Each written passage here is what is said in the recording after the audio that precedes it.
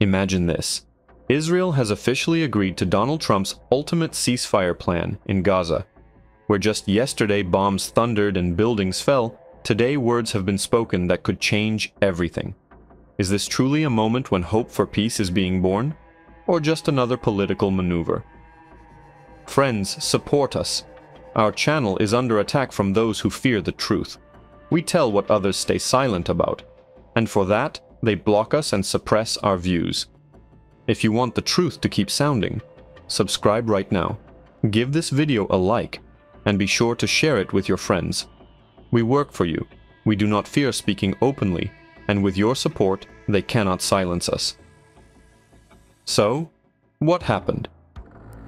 At the UN Security Council meeting on September 11th, Israel's permanent representative, Danny Danon, made a bombshell statement.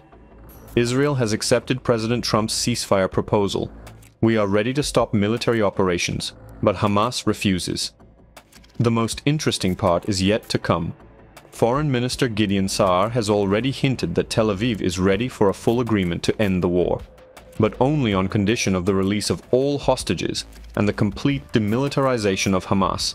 In other words, peace is possible, but only on Israel's terms. Israel's acceptance of Trump's plan appears to be an attempt to seize the initiative and show the world. We are for peace, but look who is standing in the way. And now the latest twist. Over the weekend, Donald Trump issued a tough ultimatum to Hamas: 48 hours to free all remaining hostages and hand over the bodies of the deceased. In exchange, the US will broker a 60-day truce with an option to extend and provide personal guarantees to begin direct peace negotiations. The question is, can Hamas comply? According to Reuters, Hamas has confirmed that it received ideas from the US via intermediaries. More so, a Palestinian source clarified. The scheme envisages freeing all 48 remaining hostages within the first 2 days in exchange for Palestinian prisoners held in Israeli jails. Thereafter, good faith talks for a peace accord. But that's not all. The US plan aims not only to stop the war, but to open pathways to deeper negotiations. This includes future governance of Gaza, binding security guarantees, and the withdrawal of Israeli troops. Humanitarian aid must flow into the Strip from day one of the ceasefire. It sounds like a lifeline for thousands who live under bombardment. Just last week, 50 residential high-rises in Gaza were obliterated. Over 200 people were killed. Herein lies the tragedy. On one side, diplomatic plans and loud declarations of peace. On the other, an ongoing war that rages every minute. Israel declares willingness to ceasefire yet escalates strikes. Hamas speaks of dialogue, but hesitates to yield. The US offers guarantees, but all rests on a fragile thread of trust that one misstep could sever. The fact that Israel has publicly agreed to Trump's plan is not just news, it's a breakthrough. Not so long ago, official Israeli rhetoric offered no hint of flexibility. Instead, it spoke of total eradication of Hamas, of defeating the enemy completely before ending the war. And suddenly, a sharp reversal. But do such reversals happen without external pressure? Of course not. This is where the immense role of the international community becomes clear. It has, in effect, forced Israel to soften its tone. In recent weeks, Israeli military actions have sparked outrage not only among traditional critics, but even among its allies. Major global newspapers have printed images of destroyed neighborhoods, survivors under rubble, children, women, and families torn apart. These images went viral on social media, stirring a wave of emotion and pressure on governments that previously supported Tel Aviv's policy. Israel found itself in a position where its international image was crumbling, and declaring readiness for peace became the only way to restore some trust. Within Israel, too, the situation is far from calm. A growing movement of hostage families demands immediate negotiations and the return of their loved ones at any cost. Protesters took to the streets with placards saying, "Bring our people home," gathering thousands of supporters. But as often happens, every political decision has a double edge. On one side, Israel declares willingness for peace. On the other, it dumps responsibility for a ceasefire's failure on Hamas.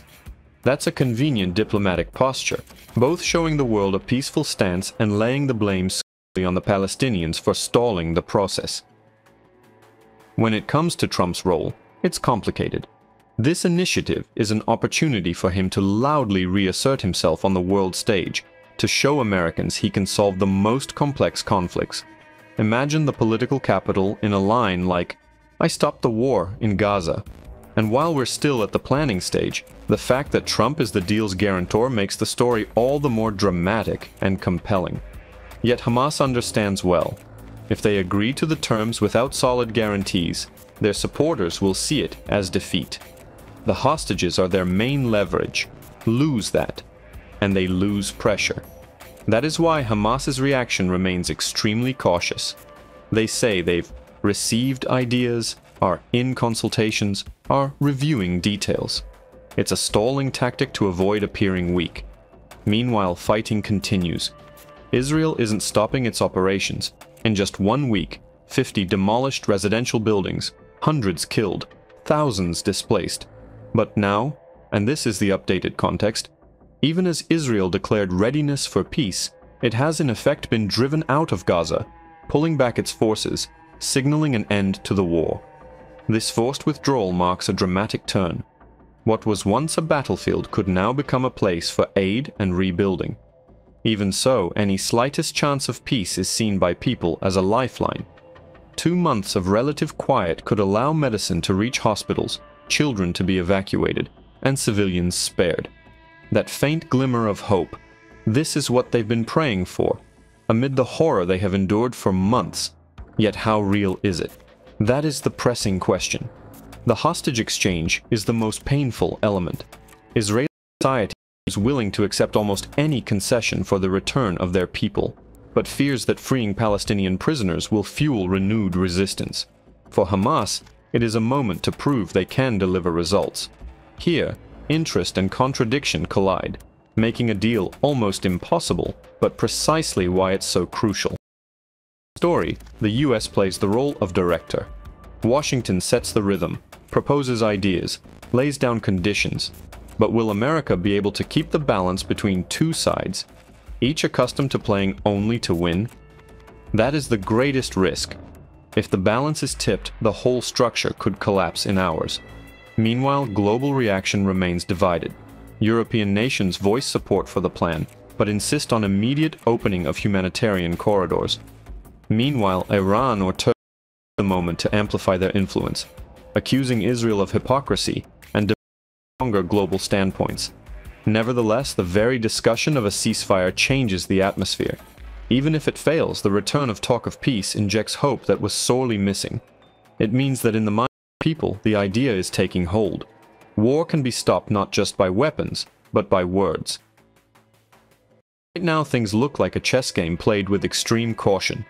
Israel has made a move, stated a readiness for peace. Hamas is slow to respond. The US acts as arbiter. And now, with Israel effectively forced from Gaza, the next move holds immense weight. A victory or yet another tragic cycle? Relief organizations warn that the scale of destruction is so vast that even a 2-month ceasefire will be insufficient to stabilize the situation. But the psychological shift is undeniable. People who had resisted endless war now